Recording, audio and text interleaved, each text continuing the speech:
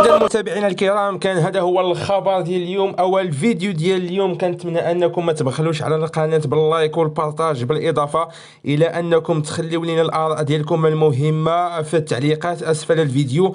كنتمنى كذلك انكم تساهموا في اعاده القناه الى المجد ديالها السابق عن طريق وضع اللايك على اي فيديو كنطرحوه في هذه القناه ديالنا والقناه ديالكم بطبيعه الحال. وشكرا جزيلا لكم على المتابعه، ونشوفكم في فيديو قادم ان شاء الله. شكرا لكم متابعينا الكرام.